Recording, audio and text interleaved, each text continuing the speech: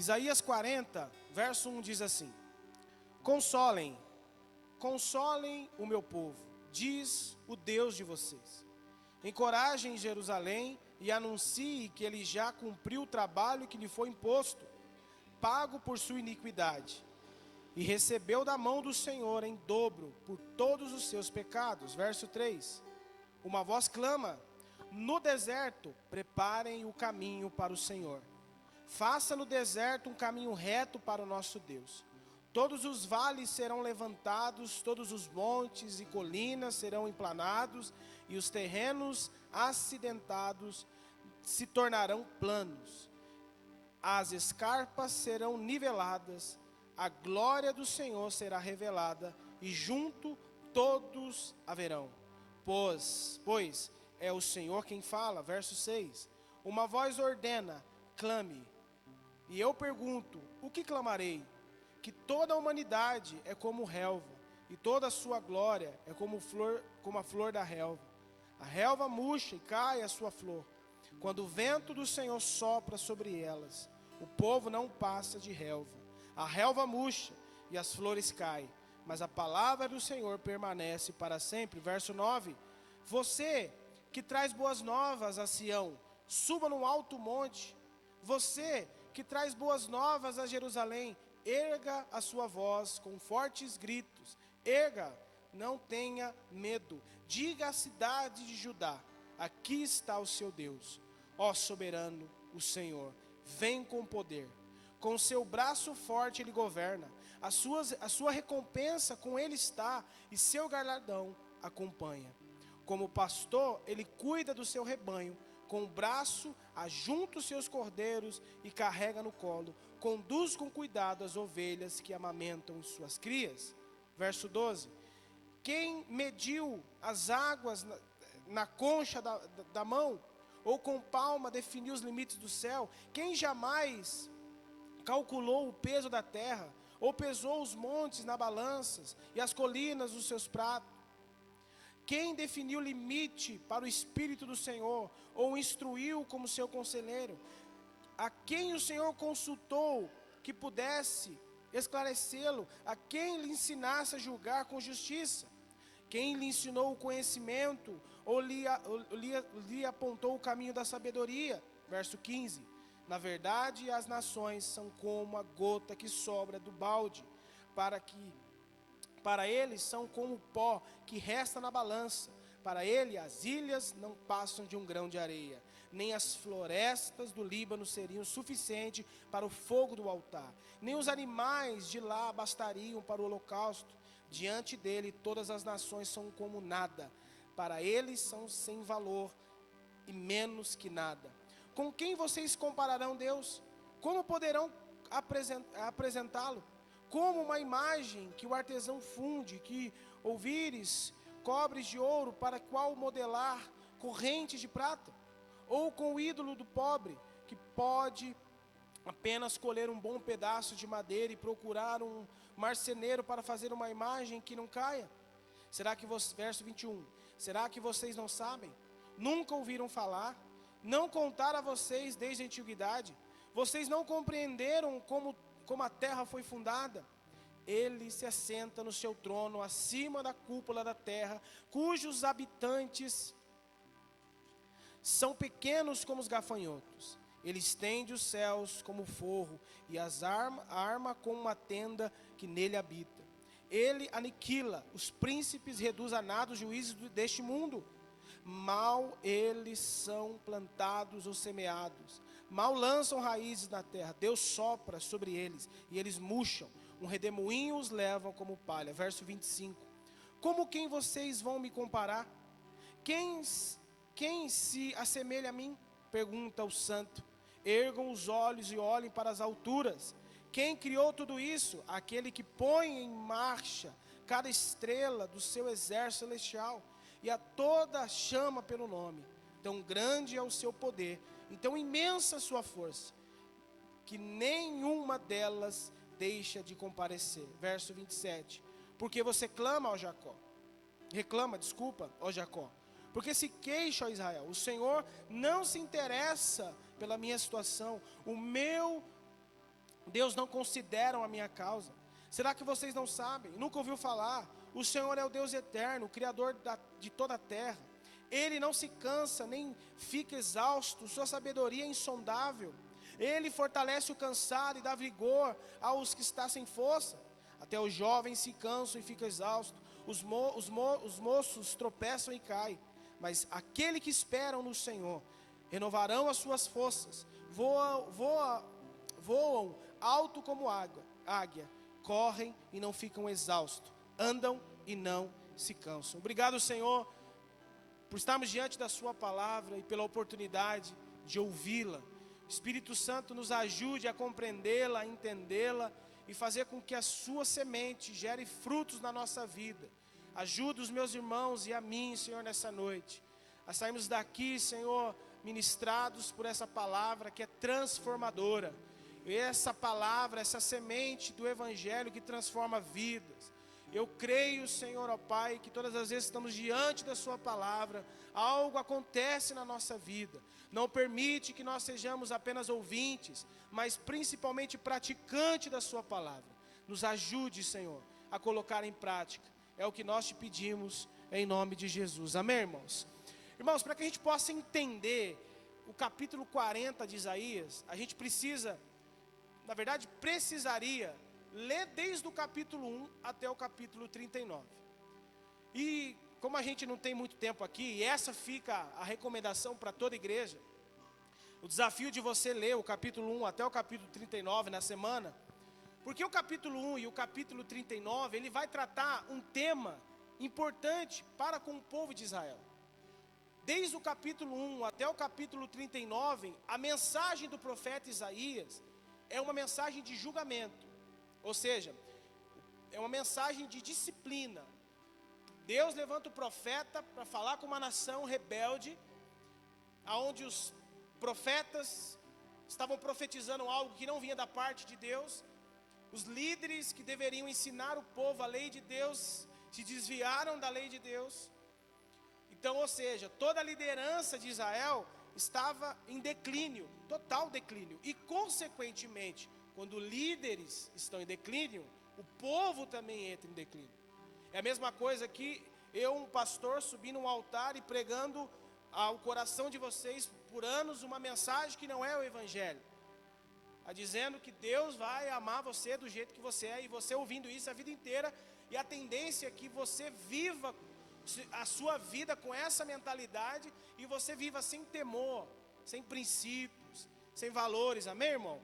E era isso que estava acontecendo com esse povo, rebeldia, vivendo fora do padrão de Deus, fora da vontade de Deus, e Deus levanta esse profeta Isaías, para dizer a verdade ao povo, para anunciar a verdade aos líderes, aos profetas, que estavam profetizando algo que não vinham da parte de Deus, que estavam adorando outros deuses, que estavam se inclinando aos outros deuses.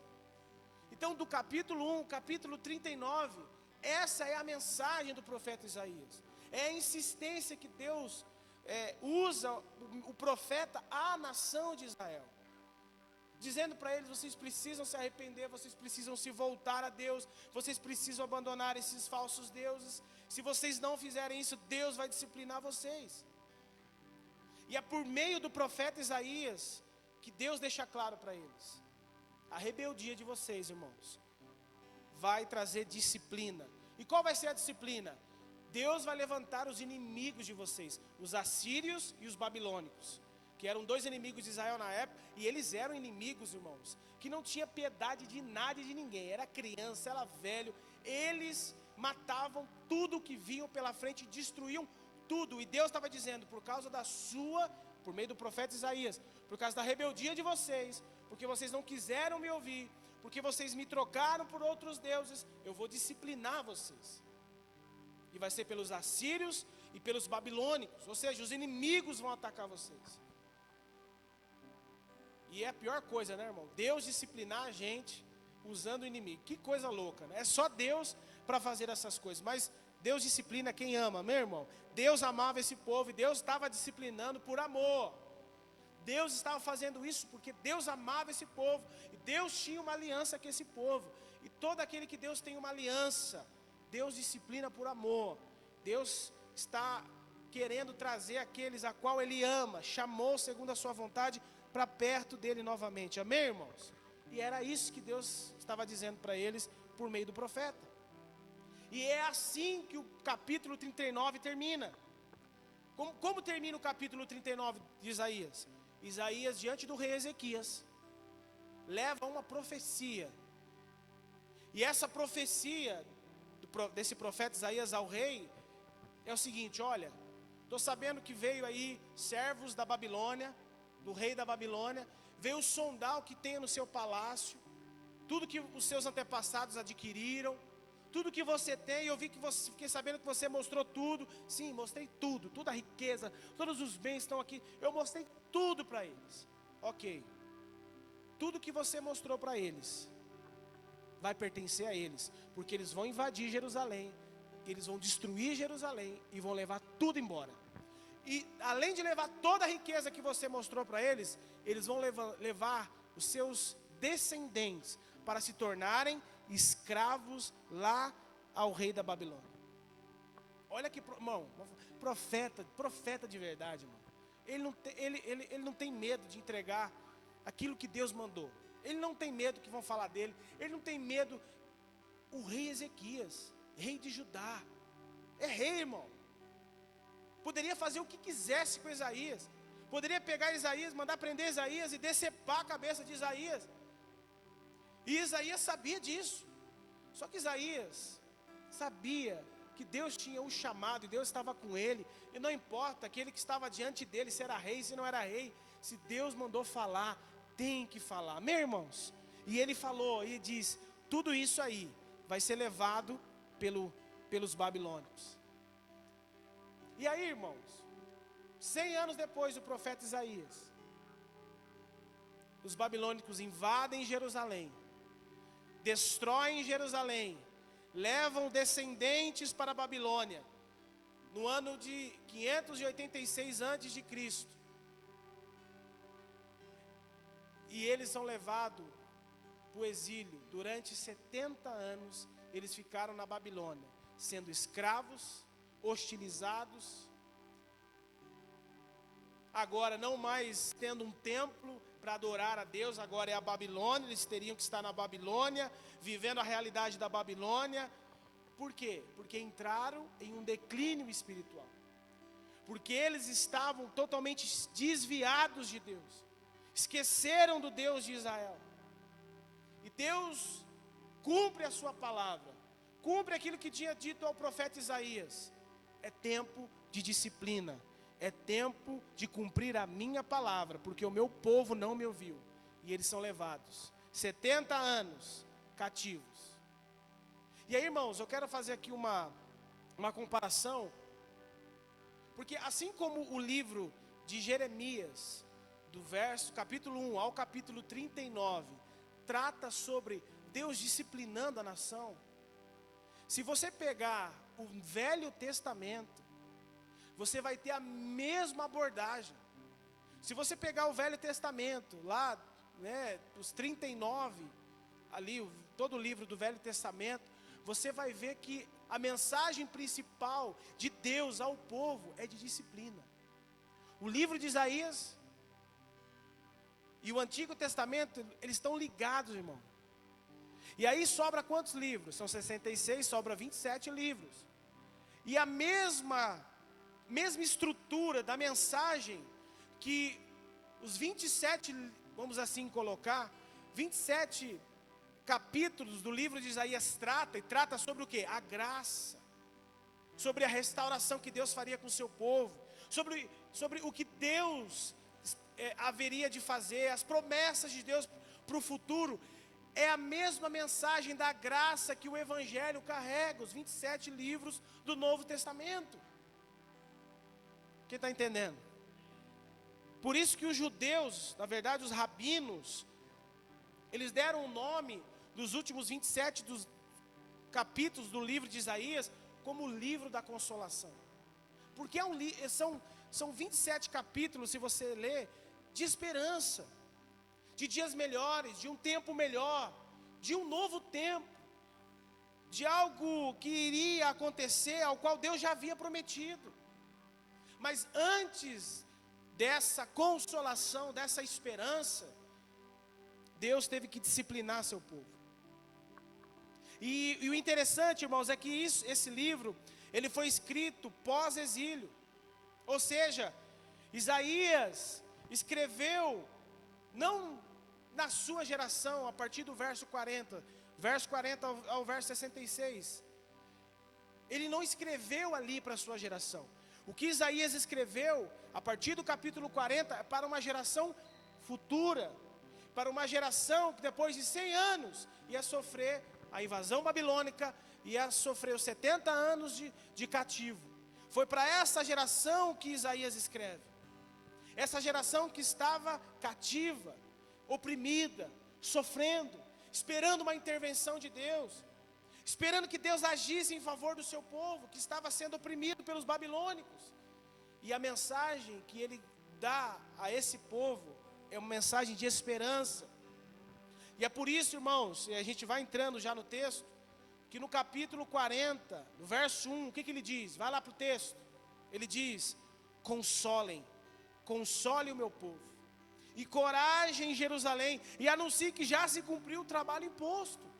Ou seja, irmão, Deus estava falando para aquele povo que tinha sido disciplinado por causa da sua rebeldia, que agora eles estão livres das mãos dos babilônicos. O tempo do exílio acabou, os 70 anos cumpriu, a dívida deles por causa da rebeldia deles estava sendo paga.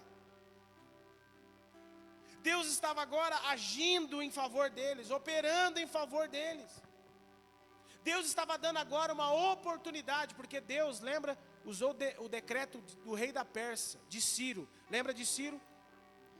Deus usou a vida de Ciro e deu um decreto aos judeus, dizendo que eles deveriam sair do lugar de exílio, voltar para Jerusalém, reconstruir o templo, reconstruir Jerusalém. Agora eles têm algo para se fazer, agora eles têm um propósito, eles têm que voltar para a sua cidade, voltar para o seu lugar de origem, reconstruir o templo, refazer a sua vida, por meio de um decreto. E o povo não entendia isso, o povo não compreendeu que era Deus que estava agindo. Agora eles precisavam de força para voltar e refazer a sua vida. E Deus estava dizendo para eles: diga para o meu povo, diga para eles, encorajem Jerusalém, diga para eles que eles precisam voltar. O tempo de exílio acabou, o tempo de escravidão acabou, o tempo de tortura acabou, o tempo ao qual vocês estavam vivendo em opressão acabou. Agora é um novo tempo na vida de vocês. Era essa a mensagem do profeta àquele povo. E qual foi a resposta dele, igreja? Qual foi a resposta do povo de Deus? Depois de 70 anos de exílio, 70 anos sendo escravizado, 70 anos o silêncio de Deus. Qual foi a resposta do povo? Deus não se importa. Será mesmo que Deus está conosco? Se Deus está conosco, por que Ele deixou isso acontecer? Olha para a nossa cidade. Olha como é que as coisas estão em ruínas. Como que esse Deus diz que está conosco? Olha quantas coisas aconteceram com nossos antepassados. Olha o que aconteceu com a gente agora pós-babilônico.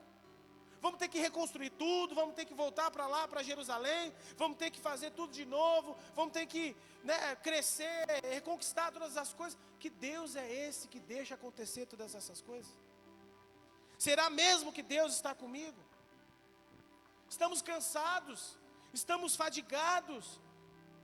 Muita gente está velha, muita gente não consegue voltar para Jerusalém, talvez reconstruir, ajudar a gente na reconstrução. Tem muita gente que não consegue fazer nada, porque essa era a reclamação deles. Ou seja, para eles, o que aconteceu no passado, estava refletindo. Deus estava dizendo: olha, é um novo tempo, eu vou fazer algo novo na vida de vocês, eu vou agir na vida de vocês, eu vou, como ele diz aqui no texto, vai lá para o verso, ele fala aqui ele diz no verso 2: e recebeu da mão do Senhor em dobro por todos os seus pecados. Ou seja, Deus está prometendo bênção. A dívida foi paga. Deus está prometendo um novo tempo sobre a vida deles, mas eles falam, não, Deus não está com a gente não. Agora a gente vai ter que voltar para lá, agora a gente vai ter que refazer todas as coisas, não. A viagem é longa, o caminho é longo, Deus não está com a gente. Eles murmuraram, eles reclamaram, eles colocaram empecilhos, eles colocaram dificuldade onde não tinha. Eles não ouviram o que o profeta disse, escreveu na verdade, porque isso foi lido, porque Isaías já tinha morrido. É um novo tempo na vida de vocês. E Deus está falando aqui, falando para eles, é um novo tempo. Não, esse negócio de novo tempo, esse negócio de Deus tem algo novo para mim, não. E quantos de nós somos assim, irmão? O nosso coração endurece quando a gente é disciplinado pelo Senhor. O nosso coração se torna duro, a nossa mente, ela atrofia nos pensamentos negativos. A gente não consegue receber algo novo da parte de Deus. E Deus está falando, eu vou fazer. Vocês entenderam, você compreendeu a disciplina, você se submeteu à disciplina, com todo o sofrimento. Agora eu vou fazer algo novo na sua vida. E aí, por causa da disciplina, por causa do tempo difícil que a gente vive, da escassez, da dificuldade, o nosso coração se endurece. E aí quando Deus fala com a gente endurece o coração. E a gente diz, não, mas olha o que eu estou vivendo, olha o que eu estou passando. Não, Deus não está comigo. Deus está, irmão. Se Deus diz que está, Ele está. Mas Deus disse para ele, diante de todas as desculpas ainda, irmãos, Deus disse a ele, lá no verso 8, praticamente não olhem para as dificuldades que estão à frente de vocês. Verso 8 ele diz, eu tenho uma promessa para vocês, e eu vou cumpri-la. Está no verso 8. Eu tenho uma promessa, eu vou cumprir. Tem uma palavra, e essa palavra vai se cumprir. E aí no verso 11 ele diz, e como pastor, o profeta dizendo, ele tira suas ovelhas da mão dos inimigos, estava na Babilônia. O pastor veio e tirou da mão dos inimigos babilônicos as suas ovelhas, os seus cordeirinhos. Ele tirou da mão, ele juntou, lá no verso 11 diz, para si. E conduziu com cuidado. É isso que Deus faz, irmão. Quando Deus nos disciplina, quando Deus permite que algo aconteça, nós precisamos ter fé e ter entendimento de que Deus está no controle de todas as coisas. Ele está dizendo, olha, eu tirei vocês, eu trouxe vocês para perto de mim novamente, eu vou conduzir vocês com cuidado. E era isso que Deus estava fazendo com eles, irmãos. Deus tirou eles da Babilônia, mas mesmo assim eles estavam rebeldes. Olha a resposta, irmão, que Deus dá no verso 12. Eu não tenho tempo para ler todo o verso aqui, 7:30 já, mas se você puder, depois ter tempo, do verso 12 ao verso 26. Eles questionaram Deus, eles questionaram a grandeza de Deus. Falaram, mas peraí, que Deus é esse? Que deixou a gente ser derrotado pelos assírios, pelos babilônicos? Que Deus é esse que deixou os babilônicos invadir Jerusalém? Que Deus é esse que permitiu que os assírios destruíssem o reino do norte? Que Deus é esse? Então quer dizer que os outros deuses da Babilônia, da Síria, é maior que o nosso Deus. Esse Deus que deixa acontecer essas coisas com a gente, não é Deus não. Que Deus é esse? Os deuses da Síria, os deuses da Babilônia, é maior que o nosso Deus. E Isaías, irmão, já profeticamente escreve, lá no verso 12 ao verso 20, resumidamente, ele vai dizer que Deus é maior do que qualquer coisa na terra. Ele vai escrever, nós acabamos de ler aqui, né? Mas se você puder ter tempo em casa, no verso ali, 12 ao verso 20, o profeta, inspirado pelo Espírito de Deus, escreve há anos depois, por uma geração que saiu do exílio, dizendo assim, olha, vocês estão murmurando, dizendo que o nosso Deus não é nosso Deus, Ele é o nosso Deus. E não há nada maior que Ele no céu e na terra. Ele vai falar isso no verso 21 ao verso 26. Ele diz que o nosso Deus é maior do que qualquer coisa no céu. A gente acabou de ler. O nosso Deus, Ele vai dizer, é maior que as nações, Ele é maior que os ídolos. Foi Ele quem fundou a terra e que nada pode se igualar ao nosso Deus.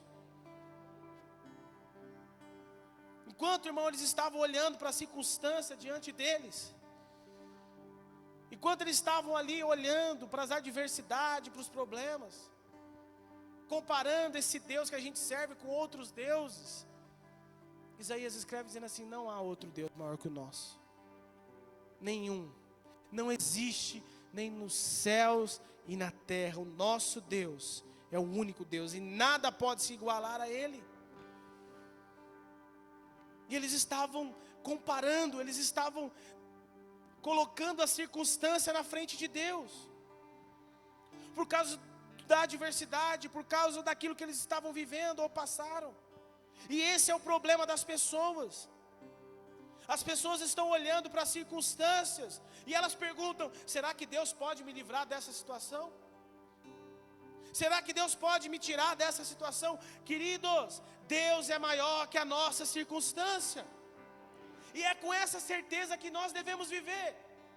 E eles estavam olhando para as circunstâncias e comparando o nosso Deus à circunstância.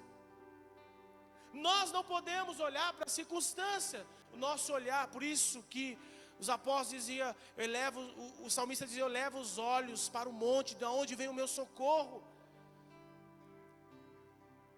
O autor de Hebreus, ele diz: fixando os nossos olhos no autor e consumador da nossa fé. Os nossos olhos devem estar no nosso Deus, no nosso Senhor, e não na circunstância. Porque se nós estamos olhando a circunstância é maior do que o nosso Deus. Agora, se nós estamos olhando ao nosso Deus, a gente olha para a circunstância assim: essa circunstância não é maior que o nosso Deus. Agora a gente fica olhando a prova, a gente fica olhando a disciplina, a gente fica olhando a situação, e ele diz assim: será que Deus? Será? Não, Ele pode. Ele pode, porque Ele é maior que a circunstância. E a gente precisa viver com essa mentalidade, igreja. Ele é maior que a nossa circunstância, e nada pode ser comparado a Ele. Pessoas que questionam Deus, irmãos, por causa da circunstância, são pessoas que perderam a fé. Fica questionando Deus, perguntando: Deus, por que isso? Por que eu fui para a Babilônia? Por que eu sofri? Por que eu tive que ficar lá 70 anos? Porque assim Deus quis. Deus quis dessa forma, e amém. E Deus está no controle de todas as coisas. Agora a gente perde a fé, e a perca da fé faz a gente perder a esperança no nosso Deus, irmão. Pare de olhar as circunstâncias. Pessoas de fé, irmãos, elas creem que Deus está no controle de todas as coisas. Quem crê que Deus está no controle da sua vida? Deus está, irmãos. Mas pastor, você não sabe o que está acontecendo na minha casa, no meu casamento, na minha família. Deus está, irmão. Tem essa convicção no seu coração, tem essa fé, essa certeza no seu coração. Deus está, porque Filipenses 1,6 diz que aquele que começou uma obra na minha vida, Ele há de completá-la. Por isso que eu creio que Deus está, por isso que eu tenho certeza que Deus está. Agora, quando eu não tenho certeza que Deus está, é porque eu não acredito que Ele começou uma obra na minha vida. Quem acredita que Deus começou uma obra na tua vida, Ele vai completar, irmão. Nós não podemos entrar no que nós estamos vendo diante dos nossos olhos, na realidade do nosso mundo hoje. Pessoas perderam a fé, pessoas perderam a expectativa, a esperança em Deus. Não entre nessa frieza espiritual. Creia em Deus, creia naquele que o chamou, creia naquele que começou uma obra na tua vida. Ele vai completá-la.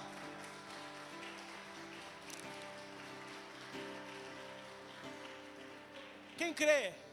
Creia. Aí, irmão, nós estamos diante dessa realidade deles.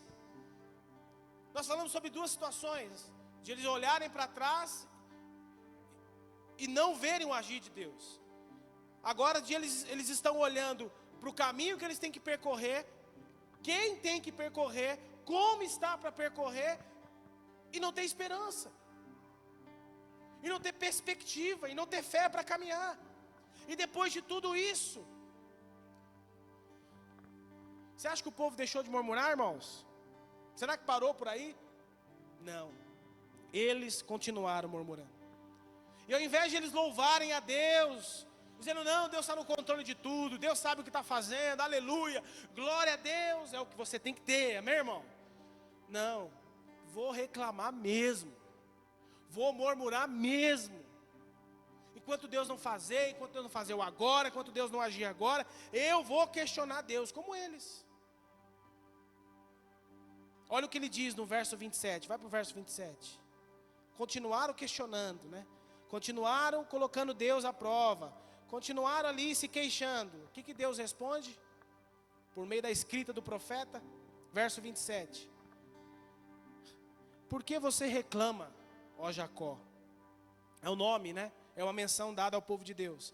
Ele continua. Por que se queixa, ó Israel?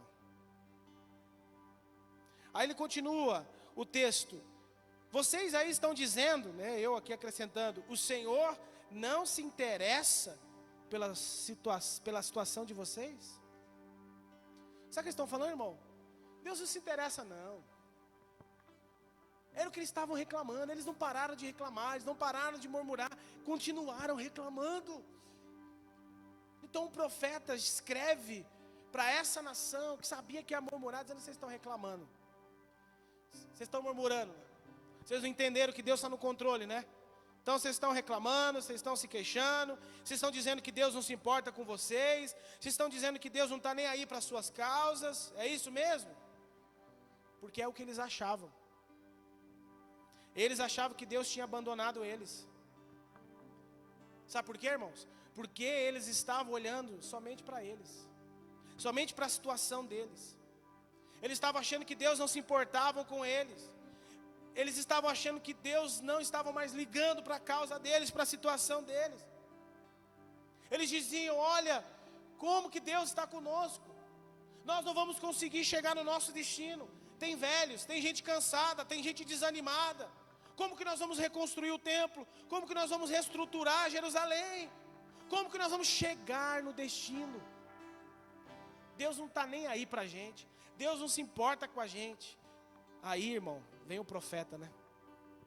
Aí o profeta vai lembrar para eles quem Deus é. Vai para o texto. Verso 28. Ele diz assim. Será que você... Vamos para o texto 28, verso 28. Deixa eu pular aqui.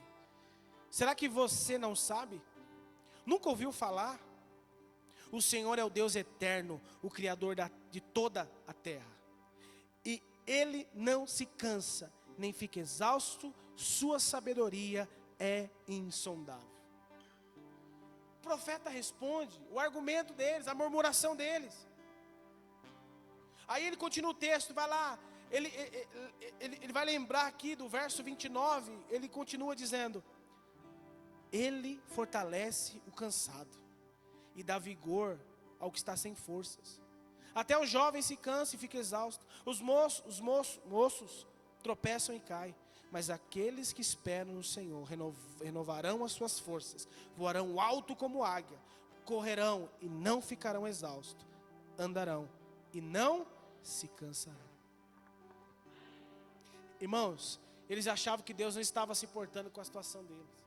Eles achavam que Deus não estava nem aí para eles. Só que o profeta mostra para eles que eles estavam enganados. E o profeta vai lembrar eles que esse Deus é um Deus que não se cansa. E não apenas um Deus que não se cansa, mas dá força. Um Deus que dá ânimo, um Deus que dá vigor. O Deus que não desampara aqueles ao qual Ele chamou. O Deus que sustenta, o Deus que usa o fraco. Ele está dizendo, vocês não conhecem esse Deus não? Será que vocês não sabem? Será que vocês nunca ouviram falar? O nosso Deus é o Criador do céu e da terra. Ele não se cansa. E por Ele não se cansar, Ele também fortalece quem está cansado. Ah, irmão, se você entendesse isso, se você entendesse o que o profeta está dizendo, você viveria a sua fé de uma maneira diferente. Você vivia a sua jornada de fé com mais esperança, com mais fé, com mais perspectiva, crendo, acreditando, independentemente da sua limitação, porque tem gente que se limita. Eu estou velho, eu estou cansado, eu não vou conseguir terminar. Você vai, porque aquele ao qual nos chamou, Ele fortalece o cansado, Ele dá vigor ao que está sem força, irmão. Irmã, creia nisso, creia nessa palavra. Eu não tenho nada, pastor, para acrescentar. Tem, porque Ele quem dá força, é Ele quem dá vigor, é Ele quem dá ânimo. Você tem que crer nisso, igreja. Mas isso não é para qualquer um. O texto vai dizer: isso é possível para aqueles que esperam nele. Os que esperam nele, diz o texto. Mas aqueles que esperam no Senhor renovarão as suas forças.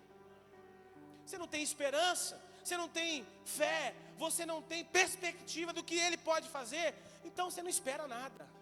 Você fica sentado dentro de uma igreja há anos congregando, sem esperança, sem perspectiva, dizendo: Deus, eu sou um coitado, eu sou uma coitada, eu não sei o que vai ser de mim. Não tem esperança. E esperança não é ficar sentado no banco de uma igreja há anos. Esperança é buscar no Senhor a força que a gente precisa.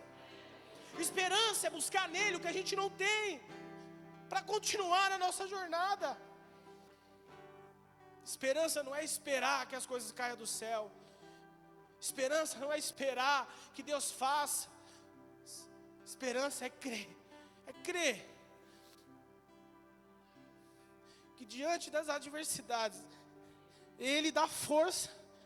Ele dá força, irmão.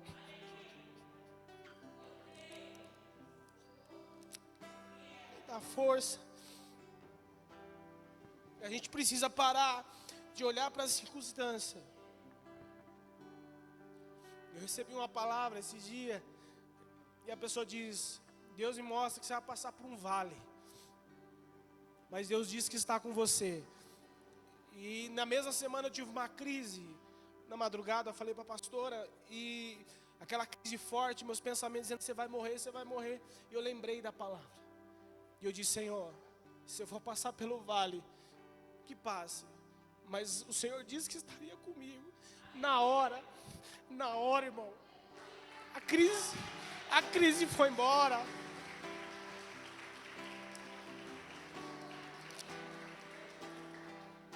A crise dissipou na hora. Porque o que me deu esperança é saber que Ele está comigo. Vale, todos nós vamos passar situações adversas, vamos ser disciplinados pela nossa rebeldia, vai acontecer, mas Ele estará conosco. E é isso que nos consola. Ele dá força, Ele nos dá vigor, é isso que nos dá esperança, irmão. Nós não podemos confiar em nós mesmos. Se a gente confiar no nosso braço, na nossa força, nós vai desanimar.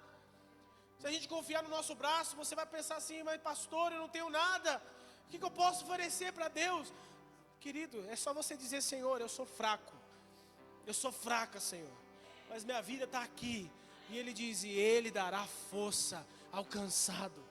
Ele vai dar vigor. Pastor, eu não consigo fazer nada, eu não consigo te servir, eu sou debilitado, eu sou alguém que sou limitado. E diz: Senhor, me dá força, porque eu quero te servir. O Senhor te dará força, o Senhor te dará vigor, o Senhor te dará ânimo. Pastor, eu estou desanimado, eu não tenho força, um desânimo me pega, eu não consigo sair da cama. Peça para Ele que Ele te dá ânimo. Agora não, a gente fica só ali, limitando, se vitimizando diante de Deus.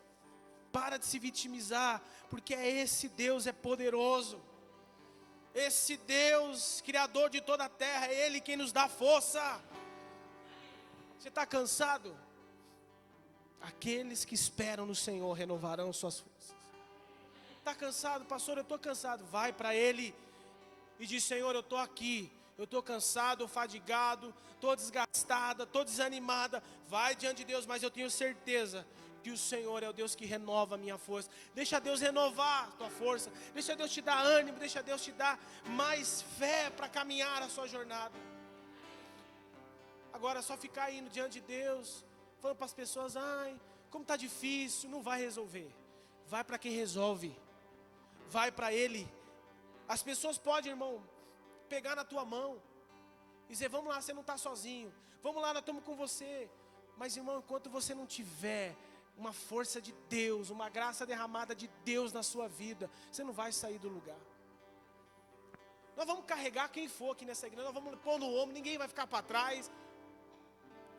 Mas nós precisamos entender que aquele que recebe do Senhor força, vai continuar firme, forte.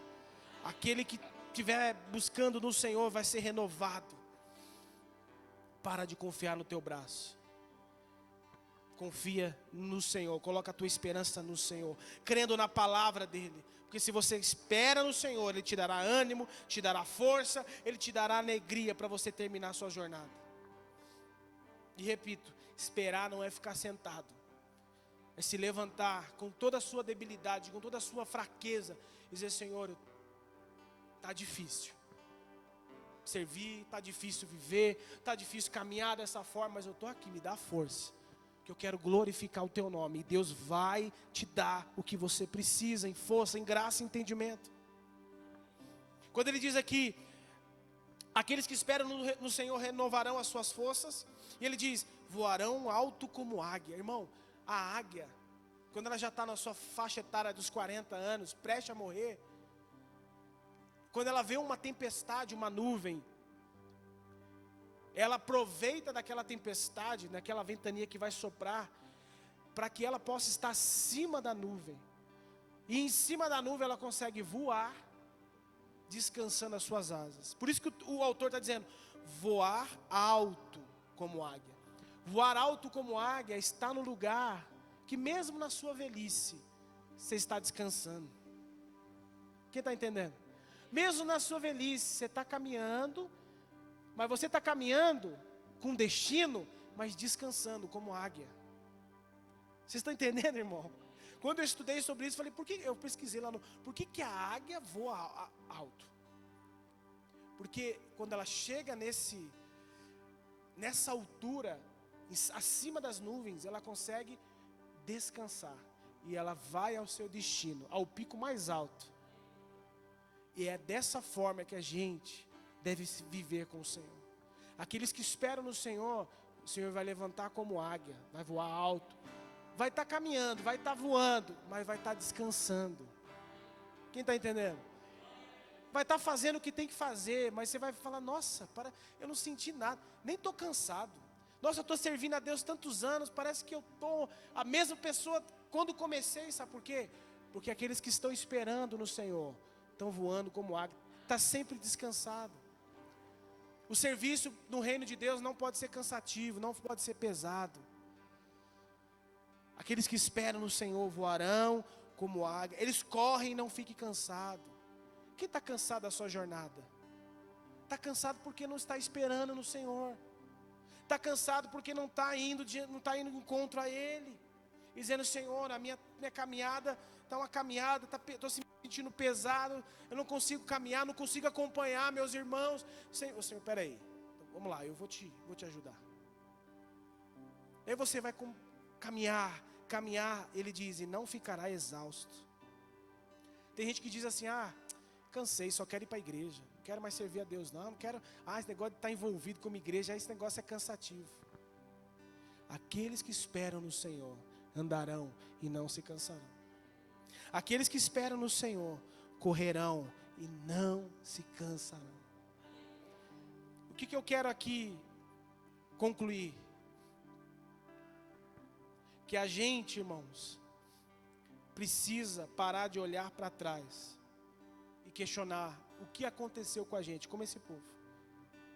Parar de questionar Deus. A entender que Deus está no controle de tudo.